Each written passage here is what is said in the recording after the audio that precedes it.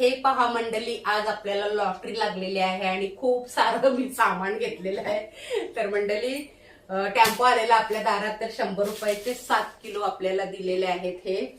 तर ते त्यामधून आपण निवडून निवडून काढत आहोत. तर हे चांगले मी बाजूला काढलेले आहेत, हे वापरायसाठी काढलेले आहेत आणि त्याच्याही थोडेसे कोंब आलेले ते पण वापरायला काढलेले आहेत. तर आता हे 7 किलोचे झालेत आपले आणि हे आता आपण दुसरी एक पिशवी 7 किलोची आपण काढलेली आहे.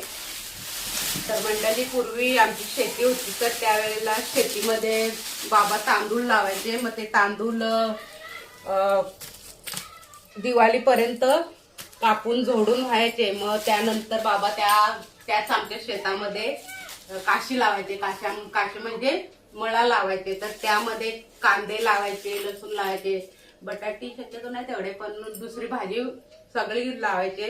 तर मग ते हे कांदे असे नसायचे हा का, ते डायरेक्ट त्याला उल्फत बोलतात, ते कांद्याची पात त्या सकट ते असे उपटून आणलेले असतात. मग ते आम्ही बसून मग अशा त्याच्या वेण्या विणायला द्यायचे. तर सुट्टीच्या टायमाला किंवा असा वेळ भेटल्यावर द्यायचे. मग आम्ही असे छोटे छोटे भावंड बसायचो आणि मग त्या अशा वेण्या विणत विणत मग असे ते खुडाला लावायचे.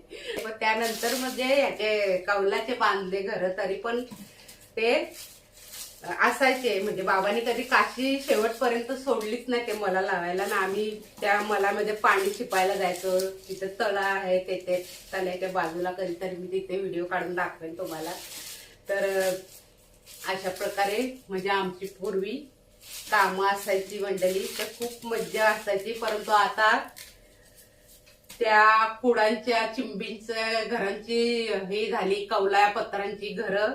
त्यानंतर ती कौला पत्रांची पण घर गेली, आता बिल्डिंगी झाल्यात आणि ती शेती पण आपली गेली. तर आता हे असे टेम्पोवाले येतात तर घ्यायला लागतंय. आणि 100 रुपयाचे 1 किलो लसूण घेतलेत. लसूण पण भारी आहेत, चांगले आहेत मंडळी.